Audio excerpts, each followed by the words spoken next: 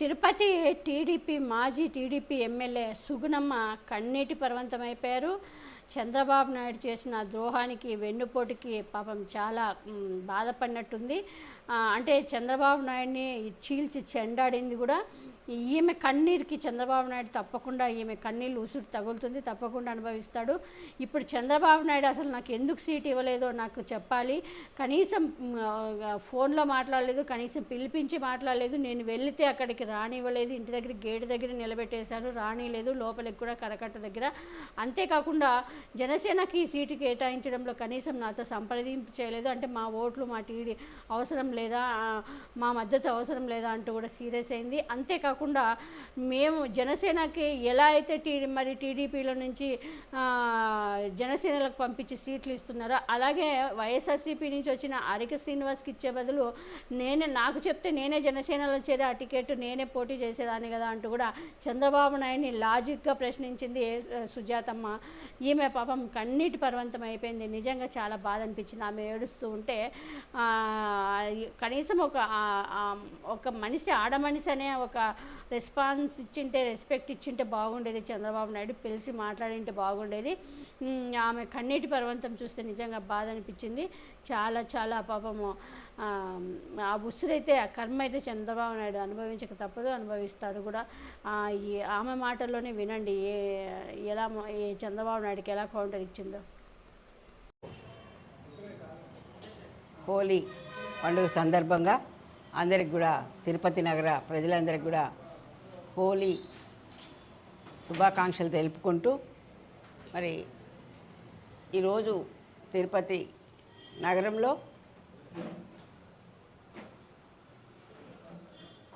1972లో నాకు డాక్టర్ వెంకటరమణ గారితో మ్యారేజ్ జరిగింది. ఇక్కడే తిరుపతి నగరంలోనే, తిరుచానూరులోనే. తర్వాత ఆయన ఒక లీడర్గా ఉంటూ ఉద్యమాలు చేస్తూ, ఈవెన్ హిందీ మూమెంట్లో కూడా పెద్ద ఉద్యమం చేసినటువంటి, సేవ చేయాలి, ఉద్యమాలు చేయాలి అనే ఒక నేపథ్యం కలిగినటువంటి వెంకటరమణ గారు 1978లో తిరుపతి కాంగ్రెస్ నగర అధ్యక్షుడిగా ఆయన పదవి చేపట్టడం జరిగింది. ఆనాటి నుంచి ఈనాటి వరకు కూడా మరి మా ఫ్యామిలీ ఒక రాజకీయ ఫ్యామిలీగానే కొనసాగుతూ ప్రజలకి, తిరుపతి నగర ప్రజలకి, మరి తిరుపతి నగర అభివృద్ధికి ఎంతో కృషి చేసినటువంటి వ్యక్తి డాక్టర్ వెంకటరమణ గారు. ఆ రోజున అగరాల ఈశ్వరరెడ్డి గారిని 1978లో నగర అధ్యక్షుడి బాధ్యతతో అసెంబ్లీకి పంపించినటువంటి కుటుంబం మాది. 78 తర్వాత 82లో మరి మున్సిపాలిటీ ఎన్నికలు రావడం జరిగింది. ఆ ఎన్నికల్లో మరి రామిరెడ్డి టీమ్గా వీరి ఇరువురు కలిసి మరి ఇక్కడ తిరుపతి నగరంలో మున్సిపాలిటీని కైవసం చేసుకోవడం, మరి ఆయన చైర్మన్గా, మరి వెంకటరమణ గారు వైస్ చైర్మన్గా కూడా 10 సంవత్సరాలు ఈ తిరుపతి నగర అభివృద్ధికి, తిరుపతి నగర ప్రజల శ్రేయస్సుకి ఇరువురు ఒక టీమ్గా కలిసి ఎంతో అభివృద్ధి చేయడం జరిగింది. ప్రజల్ని ప్రజాసేవకులుగా కూడా వారి ఇరువురు కూడా ఈ తిరుపతి నగరంలో పేరెందుకన్నారు. తర్వాత మరి మున్సిపాలిటీ ఎన్నికలే రాలేదు. చైర్మన్ అయ్యే పరిస్థితుల్లో మున్సిపల్ ఎన్నికలే రాలేదు. అటువంటి పరిస్థితుల్లో మరి 1992 తర్వాత 99లో మాకు మరి ఎమ్మెల్యేగానే అవకాశం రావడం జరిగింది. అప్పటి వరకు కూడా మరి రామిరెడ్డి గారితోనే కాంగ్రెస్లోనే 2 టైమ్స్ ఆయన మున్సిపల్ చైర్మన్గా చేసిన, 2 టైమ్స్ ఆయన మరి ఎమ్మెల్యేగా చేసిన, మా కుటుంబ ఎంతో మరి ఆ ఎన్నికల్లో ఎంతో తోడ్పడేవాళ్ళం. ఈ తిరుపతి నగరంలో విజయడంకా మోగించడానికి ఎంతో శ్రమించేవారు. అటువంటి నేపథ్యంలో మరి 1999లో మన రామిరెడ్డి గారు చనిపోయిన తర్వాత మా కుటుంబానికి ఎమ్మెల్యేగా నిలబడే అవకాశం కాంగ్రెస్ పార్టీలో రావడం జరిగింది. తర్వాత మరి మీకు అందరికీ తెలుసు, రాజకీయం అనేది ఒక చదరంగం లాంటిది. మరి దాంట్లో ఎవరో ఒకరు గెలవాలి, ఎవరో ఒకరు ఓడిపోవాలి అనేది సహజం. కాబట్టి మరి ఆనాడు ఉన్నటువంటి పరిస్థితుల్లో 1999లో ఓటమిని చవి చూసాం. 2004లో మళ్ళా టికెట్ వచ్చి అఖండ మెజారిటీతో, ఆనాడు కూడా 45,000 మెజారిటీతో మరి విజయం సాధించి జెండా ఎగరవేయడం జరిగింది. ఆనాటి నుంచి ఇప్పటి వరకు కూడా ఆయన వైస్ చైర్మన్గా ఉన్నప్పుడు కానివ్వండి, మరి రామిరెడ్డి గారు చైర్మన్గా ఉన్నప్పుడు కానివ్వండి, ఎమ్మెల్యేగా కానివ్వండి, అధికారం మా ఇంట్లోనే ఉండేది. అంటే ఈయన పని చేసేవారు. ఎప్పుడు కూడా మా ఇంటికి తలుపులు ఉండవు. ఎవరైనా poorest of the poor can come here and have some benefit అనేది మా ఇంటి చరిత్ర. అటువంటి నేపథ్యంలో 2004 తర్వాత 2009లో కూడా ఇదే మాదిరి మరి ప్రజారాజ్యం రావడం. ప్రజారాజ్యంలో మరి ఇతను బలిజా, చిరంజీవి బలిజా, ఈ ఈక్వేషన్లో మనం ఓడిపోతామేమో అని ఆనాటి రాజశేఖర రెడ్డి ముఖ్యమంత్రిగా ఇటు రెడ్లకు కేటాయించడం జరిగింది. రెడ్లకు కేటాయించడంలో కరుణాకర్ రెడ్డికి టికెట్ ఇవ్వడం జరిగింది. సో ఆ రోజు కూడా మరి విజయం వైపే అడుగులేసి తోడ్పడినటువంటి వ్యక్తి మన వెంకటరమణ గారు. ఆ రోజు ప్రజారాజ్యం పార్టీ ఎమ్మెల్యేగా చిరంజీవి గారు ఉన్న నగర అధ్యక్షుడిగా, మరి ఇన్ఛార్జిగా, తిరుపతి ఇన్ఛార్జిగా, ఆ రోజు కాంగ్రెస్ ప్రభుత్వం ఉంది. సో ఇన్ఛార్జ్ మనమే ఉన్నాం. కాబట్టి ఆ రోజు కూడా ఒకవేళ ఎమ్మెల్యేగా లేకపోయినా కూడా ఇక్కడి నుంచే మరి అన్ని పనులు కూడా జరిగేవి.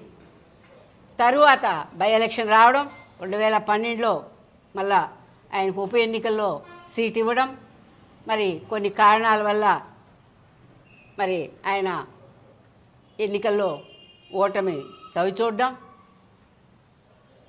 తరువాత 2014లో ఆ రోజు మరి జై సమైక్యాంధ్ర మూమెంట్లో ఆంధ్రాను అన్యాయం చేశారు, ఈ ఆంధ్రాని నుంచి ఈ కాంగ్రెస్ని తరిమికొట్టాలనే నినాదం ఆ రోజు దేశమంతా కూడా కోల్పోయింది.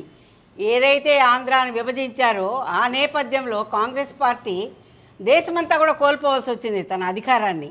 అటువంటి పరిస్థితుల్లో ప్రజలకు సేవ చేయాలి, ప్రజలంతా కూడా మరి ఇంతమంది నన్ను నమ్ముకొని ఉంటారు, ఇన్ని సంవత్సరాల నుంచి కూడా మనము ప్రజల మధ్యనే ఉన్నామనే ఒక సదుద్దేశంతో ఆ రోజున మరి తెలుగుదేశం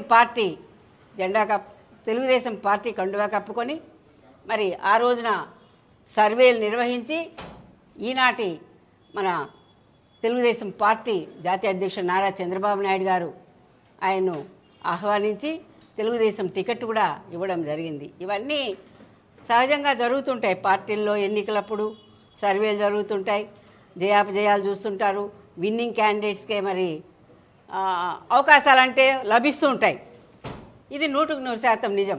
కానీ 2014లో కూడా వితిన్ 3 months మరి ఆయనకున్నటువంటి ప్రజాభిమానంతో అదే 45,000 ఓట్ల మెజారిటీతో గెలవడం జరిగింది.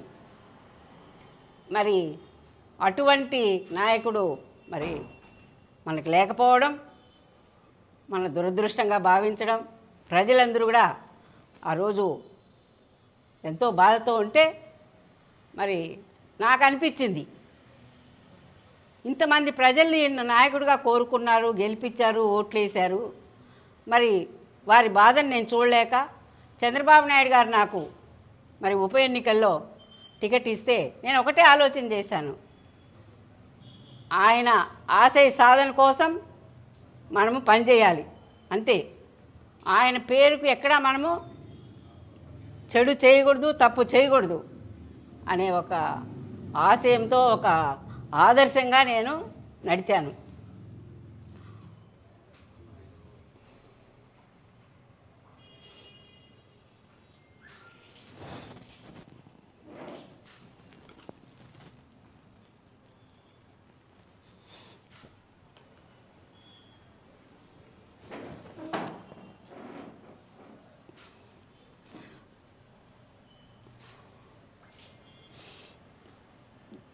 తర్వాత 2019లో కూడా మరి నేను పడినటువంటి కష్టానికి, నేను చేసినటువంటి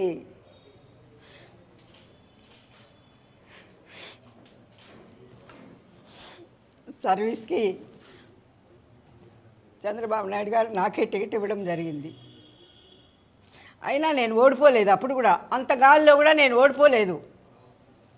13 రౌండ్లలో కూడా నేను 3000 మెజార్టీతోనే నిలిచాను. మరి తెలిసిన విషయమే, ప్రభుత్వాలు వచ్చినప్పుడు వాళ్ళ అధికారం వస్తుందన్నప్పుడు చాలా తారుమార్లు జరుగుతాయి. అలాంటి తారుమారుకి నేను బలైపోయాను.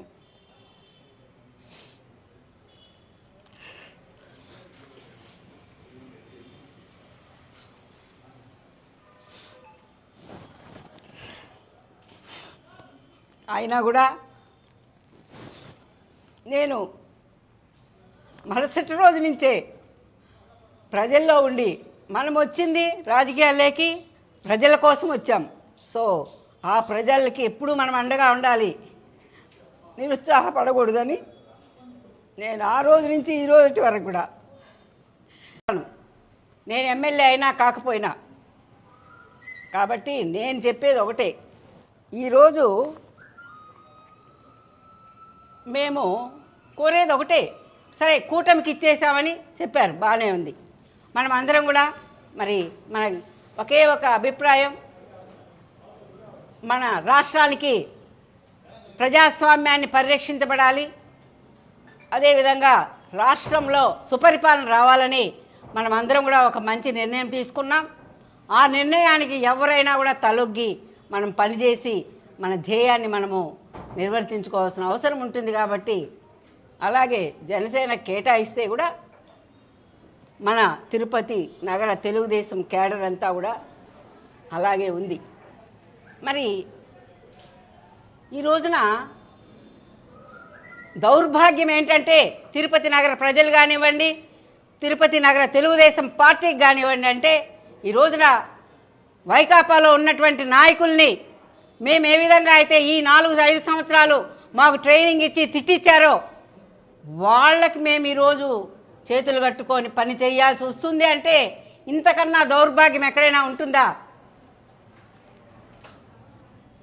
ఎవరికైనా ఒప్పుతుందా? ఎవరైనా చేయగలరా? నేనంటే చేయగలను.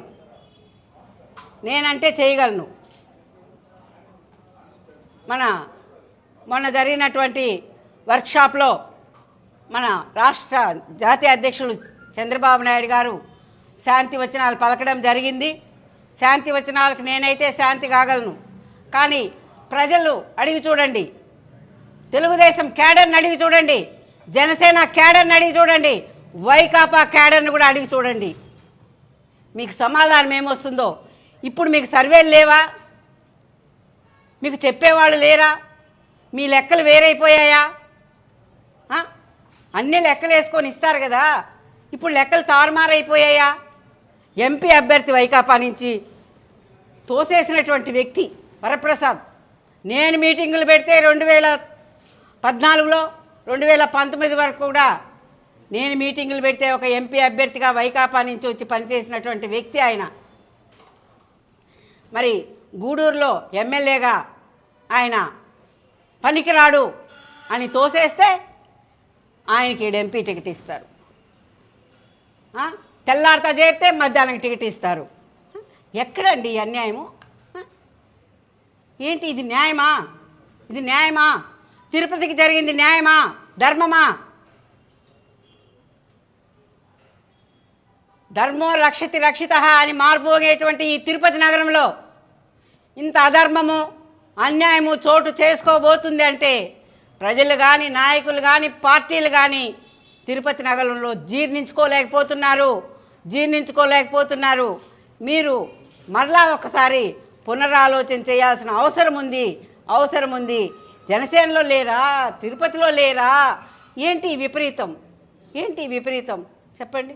మేము ఎన్నో ఒడిదుడుకులకు లోనయ్యాం, ఎంతో కష్టపడ్డాం, మీకు అందరికీ తెలిసిన విషయమే. ఒకసారి కిడ్నాప్ చేయబడ్డారు నా భర్త, ఒకసారి ఎలక్షన్ పోలింగ్ రోజున మరి కొట్టడం కూడా జరిగింది.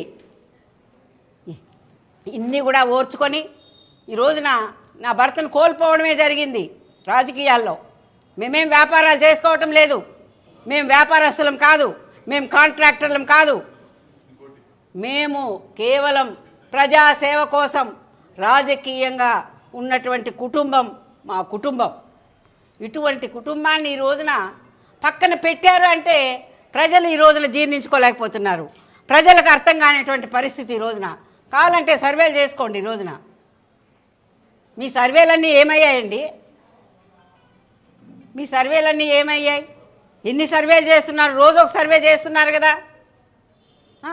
ఈ విధంగా ఉంటే మరి తిరుపతి నగరంలో మీరు గెలిపించుకురండి అంటే సాక్షాత్తు చంద్రబాబు నాయుడు గారు, పవన్ కళ్యాణ్ గారు, మరి బీజేపీ వాళ్ళు వచ్చి ఇక్కడ గెలిపించుకుంటేనే మేము జనసేన కంటానే సరే ఓకే పవన్ గారికి వస్తారు, ఎందుకంటే చిరంజీవి గారు నిలబడినారు, నందమూరి తారక రామారావు గారు నిలబడ్డారు. ఆ విధంగానే తిరుపతి నగరాన్ని పవన్ కళ్యాణ్ గారు నిలబడబోతున్నారేమో ఓకే అని ఆ రోజున మేము సంతోషపడినటువంటి విషయం జనసేన కేటాయించినా కూడా. మరి ఈ రోజున ఆ పరిస్థితి లేదే తిరుపతిలో. ఎవరో ఎక్కడి నుంచో వచ్చినటువంటి వాళ్ళకి టికెట్ ఇచ్చి మీరు గెలిపించండి అంటే మీరు శాంతి వచనాలు పలికితే శాంతి వచనాలు వినడానికి నేను రెడీ.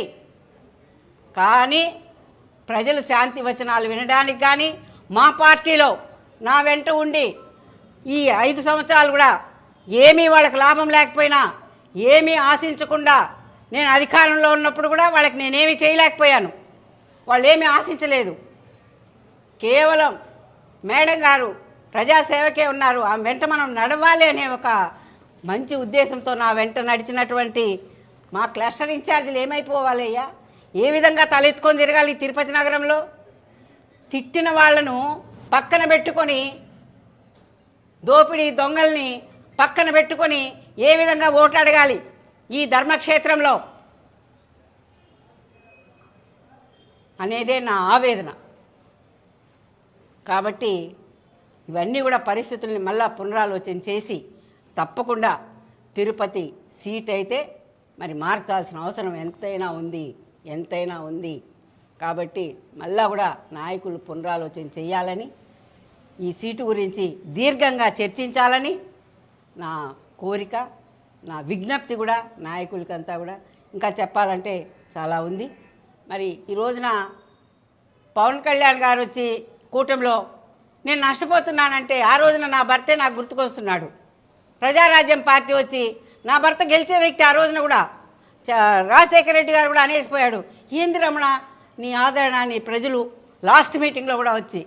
అప్పుడు మాకే సీట్ ఏమో అనుకున్నాం, కానీ లాస్ట్లో ఈ ఈక్వేషన్స్లో రెడ్లకి ఇవ్వాలన్నట్టుగా ఇవ్వడం, వాళ్ళు ఓడిపోవడం, చిరంజీవి గారు గెలవడం, ఆయన మధ్యలోనే వదిలేసి వెళ్ళడం, ఇవన్నీ కూడా తిరుపతి నగర ప్రజలు అందరికీ తెలుసు.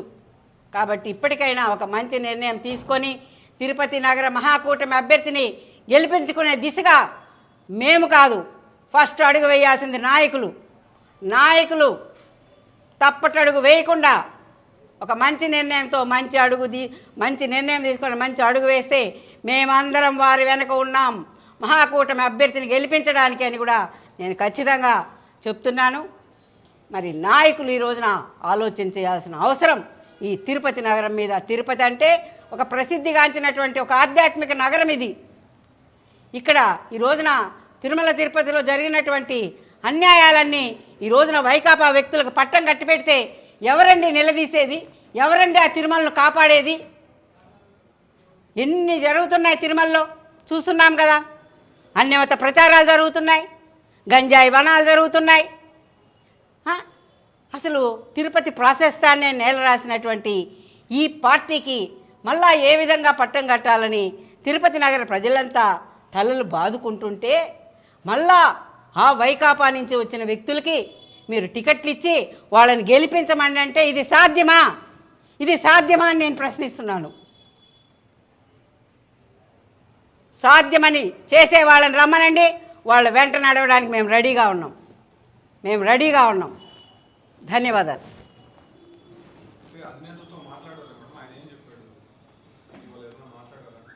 ఒకే మాట అండి, పొత్తుల్లో జనసేనకి ఇచ్చాం. వాళ్ళు ఎవరినైనా నిలబెట్టుకోవచ్చు.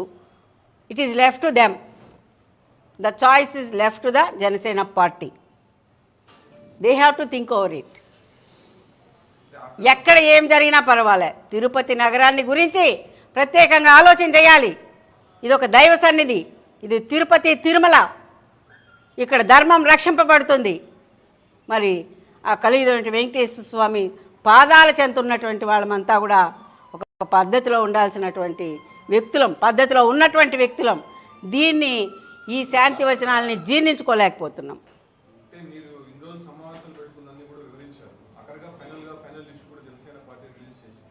ఇంకా మాకు ఆశ ఉంది, ఇంకా మాకు ఆశ ఉంది. అభ్యర్థిని మార్చే విషయం పునరాలోచన చేయాలనేదే ఈరోజు నేను చెప్పినటువంటి ప్రెస్ మీట్ యొక్క ముఖ్య అజెండా. మళ్ళా ఒకసారి పునరాలోచన చేయాలి నాయకులు. తిరుపతి సీటు మీద ఎక్కడ ఏ విధంగా ఇచ్చినా పర్వాలేదు. తిరుపతి అనేది ఒక ఆధ్యాత్మిక క్షేత్రం, ఒక ప్రసిద్ధిగాంచిన ప్రపంచంలోనే ఒక ఆధ్యాత్మిక రాజధానిగా వెలుగుతుంటున్నటువంటి ఈ తిరుపతి నగరానికి మరి ఒక మంచి నాయకుడిని ఇవ్వలేకపోయామే అనే బాధ ఈరోజు ప్రజల్లో ఉంది. ఈరోజు ప్రజల్లో ఉంది. ఆలోచన చేయండి మీరు నాయకులు. ఆలోచన చేయనటువంటి నాయకులు కూడా మరి ఇక్కడ నాకు సీట్ రాకుండా పోవడానికి కూడా కారణమని కూడా నేను భావిస్తున్నాను. ఎందుకంటే నా ఆధిపత్యం ఉండకూడదనో, నేను సీనియారిటీ నాకు ఉందనో, ఇలాంటివన్నీ కూడా చాలా జరుగుంటాయేమో అని కూడా నా భావన. కాబట్టి వీటన్నిటికీ కూడా మేము కోరేది ఏదెన్ని ఉన్నా కూడా ఇట్లా అవన్నీ కూడా నేను చాలాసార్లు చూశాను. నాకు ఇదేం కొత్త కాదు. మా ఆయనకు బీఫామ్ తెచ్చిచ్చి మళ్ళా కరుణాకర్ రెడ్డికి బీఫామ్ ఇచ్చినటువంటి రోజులు నేను చూశా. బీఫామ్ మాకు ఇచ్చేసి మీరు నిలబడండి అని చెప్పి మళ్ళీ ఇంకో బీఫామ్ కరుణాకర్ రెడ్డికి ఇచ్చిన రోజు కూడా నేను ఓర్చుకున్నాను. ఇట్లా అవన్నీ మాకేం కొత్త కాదు. ఆ రోజున రాముడు పట్టాభిషేకం కుర్చీలో కూర్చున్న తర్వాత మరి వనవాసానికి పోవడం జరిగింది. ఇవన్నీ సహజం. కానీ మంచిగా ఆలోచన చేసి మంచి నిర్ణయం తీసుకోమనేదే నా యొక్క విజ్ఞప్తి ఈ ప్రెస్ మీట్ మూలకంగా. ఎందుకంటే నేను చెప్పకపోతే ప్రజలకు తెలీదు. ప్రజలు ఏదో అనుకుంటారు, ఆమెకేదో సీటీ లేదు, ఆమె ఏదో మాట్లాడింది ఆవేదనలోనో ఆవేశంలో. నేను ఆవేదనలో మాట్లాడడం లేదు, ఆవేశంతో మాట్లాడడం లేదు. నేను ఉన్న పరిస్థితిని మాట్లాడుతున్నాను. మా కుటుంబం యొక్క రాజకీయ ప్రస్థానాన్ని నేను తెలియజేస్తున్నాను. ఏ విధంగా ఏ రోజు నుంచి మేము కష్టపడుతున్నామో, ఈ రోజున మాకెందుకు సీట్ ఇవ్వలేదో, ఏమి తప్పు చేశామో కూడా మాకు నాయకులు చెప్పాల్సిన అవసరం ఉందని కూడా నేను డిమాండ్ చేస్తున్నాను. ఓం నమో వెంకటేశాయ. ఈరోజు హోలీ పండుగ సందర్భంగా అందరికి కూడా, తిరుపతి నగర ప్రజలందరికీ కూడా హోలీ శుభాకాంక్షలు తెలుపుకుంటూ, మరి ఈరోజు తిరుపతి నగరంలో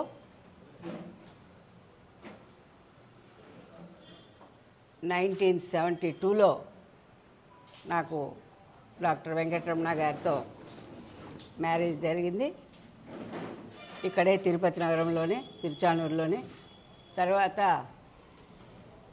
ఆయన ఒక లీడర్గా ఉంటూ ఉద్యమాలు చేస్తూ, ఈవెన్ హిందీ మూమెంట్లో కూడా పెద్ద ఉద్యమం చేసినటువంటి, సేవ చేయాలి, ఉద్యమాలు చేయాలి అనే ఒక నేపథ్యం కలిగినటువంటి వెంకటరమణ గారు 1978లో తిరుపతి కాంగ్రెస్ నగర అధ్యక్షుడిగా ఆయన పదవి చేపట్టడం జరిగింది. ఆనాటి నుంచి ఈనాటి వరకు కూడా మరి మా ఫ్యామిలీ ఒక రాజకీయ ఫ్యామిలీగానే కొనసాగుతూ ప్రజలకి, తిరుపతి నగర ప్రజలకి, మరి తిరుపతి నగర అభివృద్ధికి ఎంతో కృషి చేసినటువంటి వ్యక్తి డాక్టర్ వెంకటరమణ గారు. ఆ రోజున అగరాల ఈశ్వరరెడ్డి గారిని 1978లో నగర అధ్యక్షుడి బాధ్యతతో అసెంబ్లీకి పంపించినటువంటి కుటుంబం మాది. 78 తర్వాత 82లో మరి మున్సిపాలిటీ ఎన్నికలు రావడం జరిగింది. ఆ ఎన్నికల్లో మరి రామిరెడ్డి టీమ్గా వీరు ఇరువురు కలిసి మరి ఇక్కడ తిరుపతి నగరంలో మున్సిపాలిటీని కైవసం చేసుకోవడం, మరి ఆయన చైర్మన్గా, మరి వెంకటరమణ గారు వైస్ చైర్మన్గా కూడా 10 సంవత్సరాలు ఈ తిరుపతి నగర అభివృద్ధికి, తిరుపతి నగర ప్రజల శ్రేయస్సుకి ఇరువురు ఒక టీమ్గా కలిసి ఎంతో అభివృద్ధి చేయడం జరిగింది. ప్రజల్ని ప్రజాసేవకులుగా కూడా వారి ఇరువురు కూడా ఈ తిరుపతి నగరంలో పేరెందుకన్నారు. తర్వాత మరి మున్సిపాలిటీ ఎన్నికలే రాలేదు. చైర్మన్ అయ్యే పరిస్థితుల్లో మున్సిపల్ ఎన్నికలే రాలేదు. అటువంటి పరిస్థితుల్లో మరి 1992 తర్వాత 99లో మాకు మరి ఎమ్మెల్యేగానే అవకాశం రావడం జరిగింది.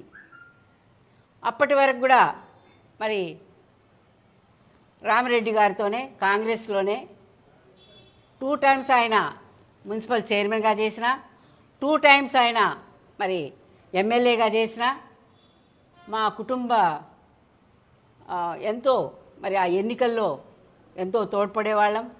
ఈ తిరుపతి నగరంలో విజయడంకా మోగించడానికి ఎంతో శ్రమించేవారు. అటువంటి నేపథ్యంలో మరి 1999లో మన రామిరెడ్డి గారు చనిపోయిన తర్వాత మా కుటుంబానికి ఎమ్మెల్యేగా నిలబడే అవకాశం కాంగ్రెస్ పార్టీలో రావడం జరిగింది.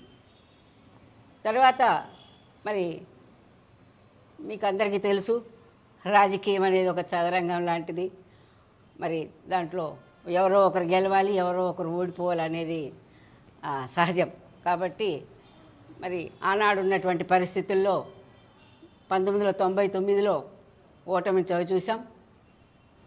2004లో మళ్ళా టికెట్ వచ్చి అఖండ మెజారిటీతో, ఆనాడు కూడా 45,000 మెజారిటీతో మరి విజయం సాధించి జెండా ఎగరవేయడం జరిగింది. ఆనాటి నుంచి ఇప్పటి వరకు కూడా ఆయన వైస్ చైర్మన్గా ఉన్నప్పుడు కానివ్వండి, మరి రామిరెడ్డి గారు చైర్మన్గా ఉన్నప్పుడు కానివ్వండి, ఎమ్మెల్యేగా కానివ్వండి, అధికారం మా ఇంట్లోనే ఉండేది. అంటే ఈయన పని చేసేవారు. ఎప్పుడు కూడా మా ఇంటికి తలుపులు ఉండవు. ఎవరైనా poorest of the poor can come here and have some benefit అనేది మా ఇంటి చరిత్ర. అటువంటి నేపథ్యంలో 2004 తర్వాత 2009లో కూడా ఇదే మాదిరి మరి ప్రజారాజ్యం రావడం, ప్రజారాజ్యంలో మరి ఇతను బలిజా, చిరంజీవి బలిజా, ఈ ఈక్వేషన్లో మనం ఓడిపోతామేమో అని ఆనాటి రాజశేఖర రెడ్డి ముఖ్యమంత్రిగా ఇటు రెడ్లకు కేటాయించడం జరిగింది. రెడ్లకు కేటాయించడంలో కరుణాకర్ రెడ్డికి టికెట్ ఇవ్వడం జరిగింది. సో ఆ రోజు కూడా మరి విజయం వైపే అడుగులేసి తోడ్పడినటువంటి వ్యక్తి మన వెంకటరమణ గారు. ఆ రోజు ప్రజారాజ్యం పార్టీ ఎమ్మెల్యేగా చిరంజీవి గారు ఉన్న నగర అధ్యక్షుడిగా, మరి ఇన్ఛార్జిగా, తిరుపతి ఇన్ఛార్జిగా, ఆ రోజు కాంగ్రెస్ ప్రభుత్వం ఉంది. సో ఇన్ఛార్జ్ మనమే ఉన్నాం. కాబట్టి ఆ రోజు కూడా ఒకవేళ ఎమ్మెల్యేగా లేకపోయినా కూడా ఇక్కడి నుంచే మరి అన్ని పనులు కూడా జరిగేవి. తరువాత బై ఎలక్షన్ రావడం, 2012లో మళ్ళా ఆయనకు ఉప ఎన్నికల్లో సీట్ ఇవ్వడం, మరి కొన్ని కారణాల వల్ల మరి ఆయన ఎన్నికల్లో ఓటమి చవిచూడడం. తరువాత 2014లో ఆ రోజు మరి జై సమైక్యాంధ్ర మూమెంట్లో ఆంధ్రాను అన్యాయం చేశారు, ఈ ఆంధ్రాని నుంచి ఈ కాంగ్రెస్ని తరిమికొట్టాలనే నినాదం ఆ రోజు దేశమంతా కూడా కోల్పోయింది. ఏదైతే ఆంధ్రాను విభజించారో ఆ నేపథ్యంలో కాంగ్రెస్ పార్టీ దేశమంతా కూడా కోల్పోవాల్సి వచ్చింది తన అధికారాన్ని. అటువంటి పరిస్థితుల్లో ప్రజలకు సేవ చేయాలి, ప్రజలంతా కూడా మరి ఇంతమంది నన్ను నమ్ముకొని ఉంటారు, ఇన్ని సంవత్సరాల నుంచి కూడా మనము ప్రజల మధ్యనే ఉన్నామనే ఒక సదుద్దేశంతో ఆ రోజున మరి తెలుగుదేశం పార్టీ కండువా కప్పుకొని మరి ఆ రోజున సర్వేలు నిర్వహించి ఈనాటి మన తెలుగుదేశం పార్టీ జాతీయ అధ్యక్షుడు నారా చంద్రబాబు నాయుడు గారు ఆయన్ను ఆహ్వానించి తెలుగుదేశం టికెట్ కూడా ఇవ్వడం జరిగింది. ఇవన్నీ సహజంగా జరుగుతుంటాయి. పార్టీల్లో ఎన్నికలప్పుడు సర్వేలు జరుగుతుంటాయి, జయాపజయాలు చూస్తుంటారు. విన్నింగ్ క్యాండిడేట్స్కే మరి అవకాశాలంటే లభిస్తూ ఉంటాయి. ఇది 100% నిజం.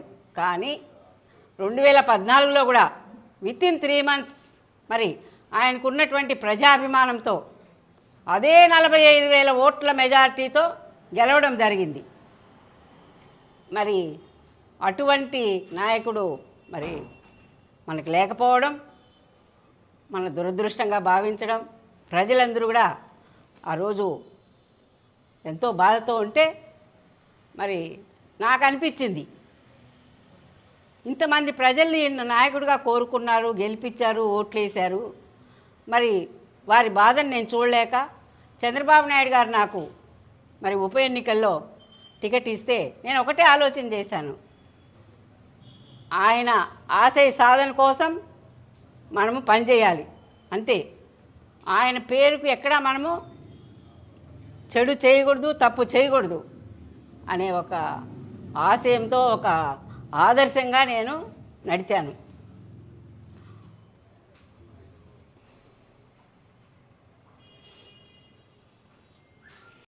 ఒక ఆదర్శంగా నేను నడిచాను.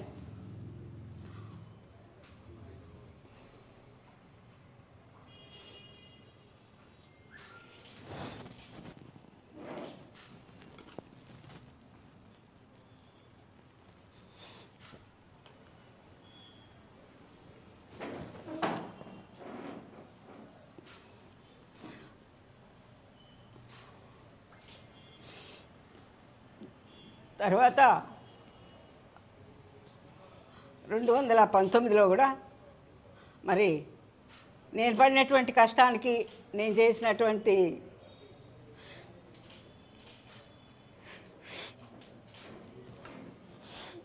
సర్వీస్కి చంద్రబాబు నాయుడు గారు నాకే టికెట్ ఇవ్వడం జరిగింది. అయినా నేను ఓడిపోలేదు. అప్పుడు కూడా అంత గాలిలో కూడా నేను ఓడిపోలేదు. 13 రౌండ్లలో కూడా నేను 3,000 మెజార్టీతోనే నిలిచాను. మరి తెలిసిన విషయమే, ప్రభుత్వాలు వచ్చినప్పుడు వాళ్ళ అధికారం వస్తుందన్నప్పుడు చాలా తారుమారులు జరుగుతాయి. అలాంటి తారుమారుకి నేను బలైపోయాను.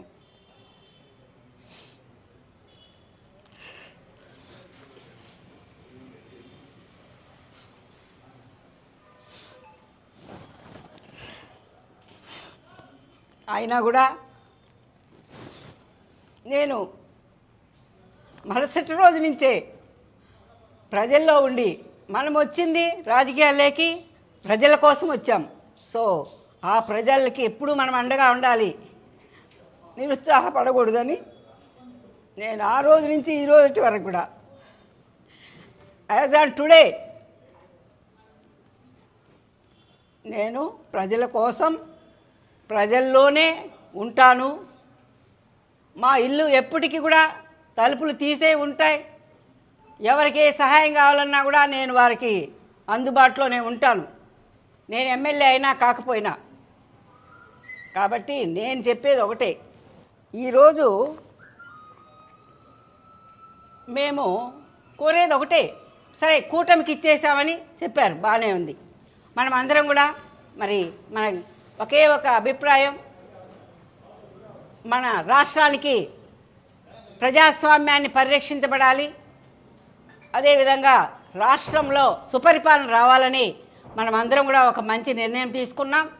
ఆ నిర్ణయానికి ఎవరైనా కూడా తలొగ్గి మనం పనిచేసి మన ధ్యేయాన్ని మనము నిర్వర్తించుకోవాల్సిన అవసరం ఉంటుంది. కాబట్టి అలాగే జనసేన కేటాయిస్తే కూడా మన తిరుపతి నగర తెలుగుదేశం క్యాడర్ అంతా కూడా అలాగే ఉంది. మరి ఈ రోజున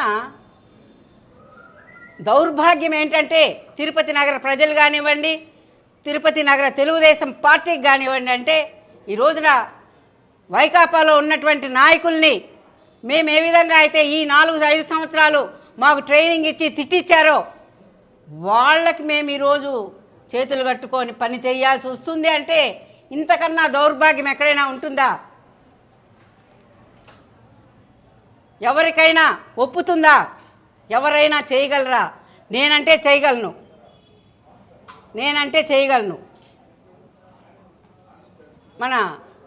మొన్న జరిగినటువంటి వర్క్షాప్లో మన రాష్ట్ర జాతీయ అధ్యక్షులు చంద్రబాబు నాయుడు గారు శాంతి వచనాలు పలకడం జరిగింది. శాంతి వచనాలకు నేనైతే శాంతి కాగలను. కానీ ప్రజలు అడిగి చూడండి, తెలుగుదేశం క్యాడర్ని అడిగి చూడండి, జనసేన క్యాడర్ని అడిగి చూడండి, వైకాపా క్యాడర్ని కూడా అడిగి చూడండి, మీకు సమాధానం ఏమొస్తుందో. ఇప్పుడు మీకు సర్వేలు లేవా? మీకు చెప్పేవాళ్ళు లేరా? మీ లెక్కలు వేరైపోయాయా? అన్ని లెక్కలు వేసుకొని ఇస్తారు కదా, ఇప్పుడు లెక్కలు తారుమారైపోయాయా? ఎంపీ అభ్యర్థి వైకాపా నుంచి తోసేసినటువంటి వ్యక్తి వరప్రసాద్, నేను మీటింగులు పెడితే 2014లో 2019 వరకు కూడా నేను మీటింగులు పెడితే ఒక ఎంపీ అభ్యర్థిగా వైకాపా నుంచి వచ్చి పనిచేసినటువంటి వ్యక్తి ఆయన. మరి గూడూరులో ఎమ్మెల్యేగా ఆయన పనికిరాడు అని తోసేస్తే ఆయనకి ఎంపీ టికెట్ ఇస్తారు. తెల్లారితో చేరితే మధ్యాహ్నానికి టికెట్ ఇస్తారు. ఎక్కడండి ఈ అన్యాయము?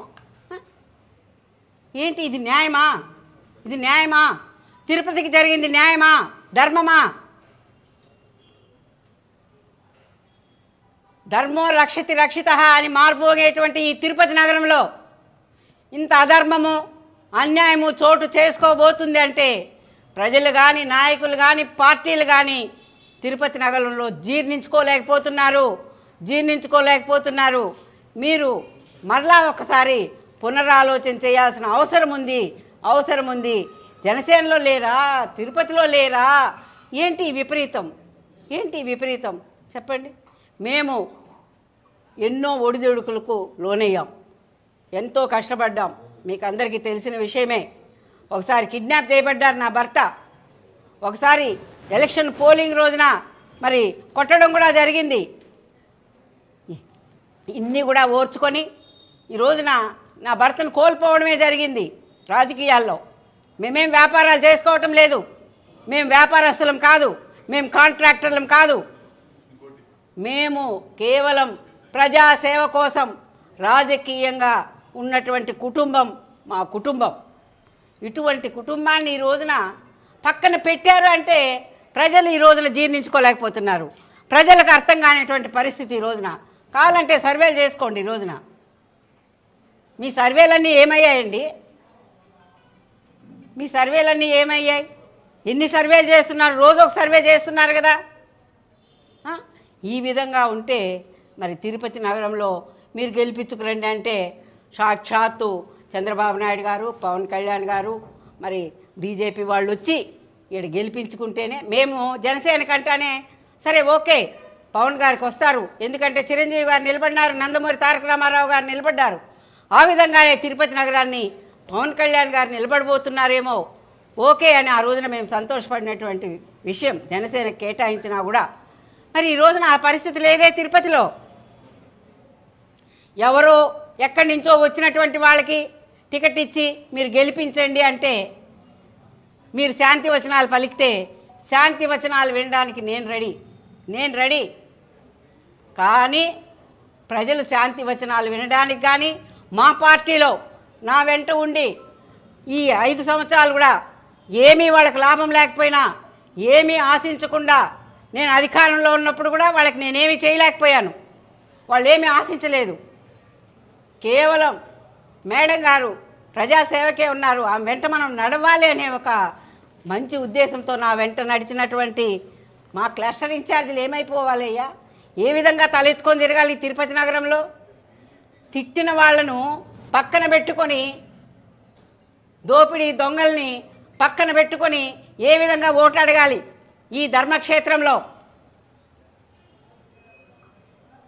అనేదే నా ఆవేదన.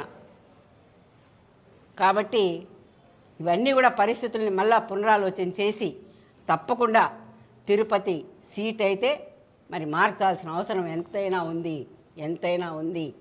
కాబట్టి మళ్ళా కూడా నాయకులు పునరాలోచన చేయాలని, ఈ సీటు గురించి దీర్ఘంగా చర్చించాలని నా కోరిక, నా విజ్ఞప్తి కూడా నాయకులకంతా కూడా ఇంకా చెప్పాలంటే చాలా ఉంది. మరి ఈ రోజున పవన్ కళ్యాణ్ గారు వచ్చి కూటమిలో నేను నష్టపోతున్నానంటే ఆ రోజున నా భర్తే నాకు గుర్తుకొస్తున్నాడు.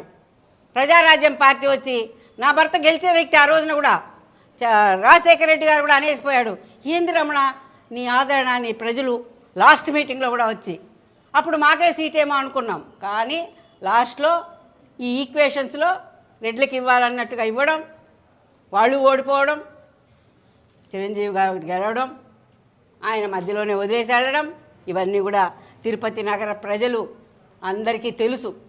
కాబట్టి ఇప్పటికైనా ఒక మంచి నిర్ణయం తీసుకొని తిరుపతి నగర మహాకూటమి అభ్యర్థిని గెలిపించుకునే దిశగా మేము కాదు, ఫస్ట్ అడుగు వేయాల్సింది నాయకులు తప్పటడుగు వేయకుండా ఒక మంచి నిర్ణయంతో మంచి నిర్ణయం తీసుకొని మంచి అడుగు వేస్తే మేమందరం వారి వెనక ఉన్నాం మహాకూటమి అభ్యర్థిని గెలిపించడానికి అని కూడా నేను ఖచ్చితంగా చెప్తున్నాను.